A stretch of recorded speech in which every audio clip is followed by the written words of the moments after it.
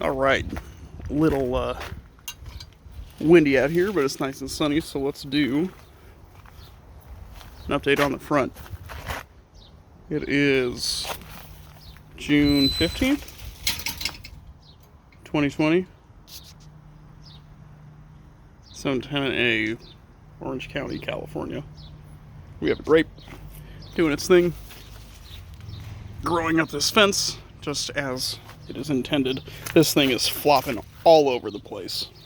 This very much needs to be fixed, but we'll fix it. Trellis, rudimentary rain barrel that worked splendidly, filled up in one night. So here in Southern California, we still get plenty of rain. So get your rain barrel set up. It was super easy. I need to do more. I should do more. Just need the rain barrels. Some lemongrass, gaillardia. These are calla lilies that were here that I cleaned out. There's mint and some strawberries in there growing. Mystic Spire salvia. My hibiscus. Beautiful flowers. Use them in tea. I don't, but I suppose I should, now that they're abundant. Lots of mint, artichoke growing in there, some milkweed. Okay. It's a wonderful ultra dwarf Anna apple that does not look like much of an ultra dwarf. Incidentally, we have our 5-in-1 apple over here that was doing well and had lots of apples on it, and then the squirrels ate them and destroyed the tree. So this tree's gonna have to rebound. You can see this limb is destroyed. I'm gonna figure out how to fight some of the varmints. But the tree should grow and or outgrow the squirrels. It'll definitely grow. Anna apple, tree mallow, some potato vine. This is mostly flowery stuff for bees and such, but there's still some in here. A lot of mint, gaillardia,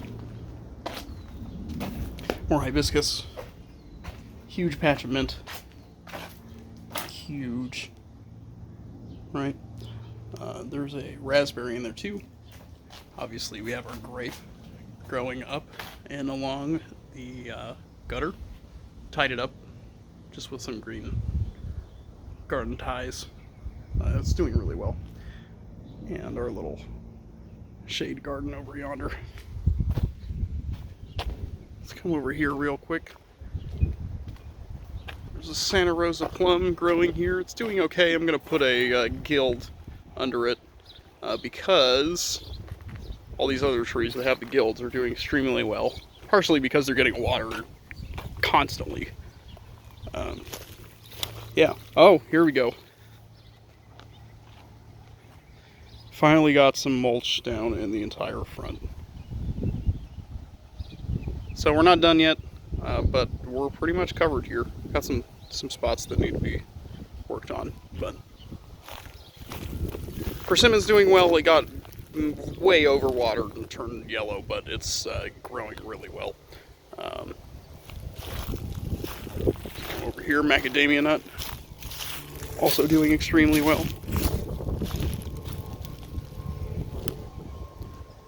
There's an olive. Come over here, lion's tail growing back. This is honey babe peach. Oh, there goes a bunny. We caught it. We caught the bunny. So, let me show you what the bunny's been doing. It's amazing that they're even awake right now. Here's some cosmos that I adore, right? They're good for the bees and such. I'm almost positive that the rabbits have been eating the flowers because all the flowers disappeared and the plants are getting very broken. You'll see one of these other ones over yonder.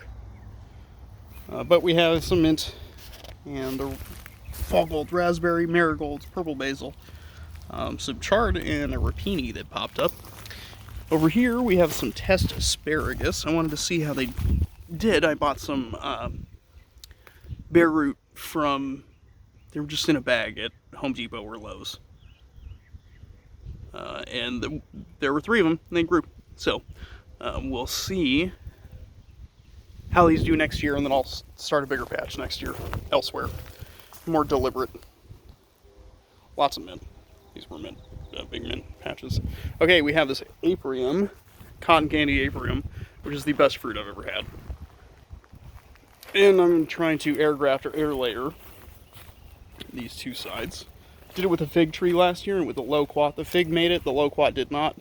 But that was because it got too hot and I didn't really let the roots develop. I just kind of slapped it on.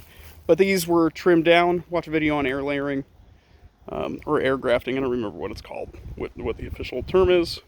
But you strip off the bark, give it some rooting hormone, put soil around it, just water. And in a couple months, it's going to create roots, a whole root ball, and then you plant the new tree. You have a clone. Some cosmos. So you can see in here, it got crashed through. This used to be very full. I believe it's that rabbit. It's one cottontail. Flavor King Pluot. We have a pomegranate, super happy pomegranate. In a few years, it's gonna be wonderful. Here we have a kefir pear. This looks extremely good this year. I had one pear on it. Did it get eaten? Perhaps. Nope, it's getting eaten, sure. So, we'll have to fence off this whole area, I think, when it's all said and done. That'll be fine. We'll put a little area for the rabbits, for the bunnies. Very glad I caught that on camera. So in here there are also some melon. There's a cantaloupe and a watermelon. Watermelon are doing okay. Like I said, the rabbits are eating them. Crepe myrtle. Here's the aforementioned air layered fig. Right? Doing pretty well. Little yellow. Maybe getting too much water. So we'll let that hang out for a day or two. And this air layer fig came off of this bush here. That's kind of out of control. Right, so it came off of one of these main shoots over there. But I'm letting the whole thing grow up and over. So we had a couple fruit, got stolen by the squirrels. So we'll see. Okay, here we have a cutting of an evergreen currant. Hopefully this fruits well. It's doing extremely well. It's very happy. So hopefully that fruits.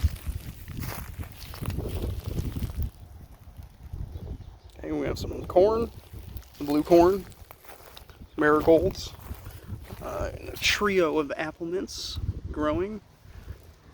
Then 1, 2, and then 3.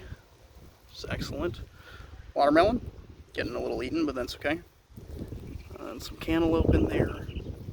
Yeah, corn's really doing really well. Testing out a lot of veggies and things this year for the future.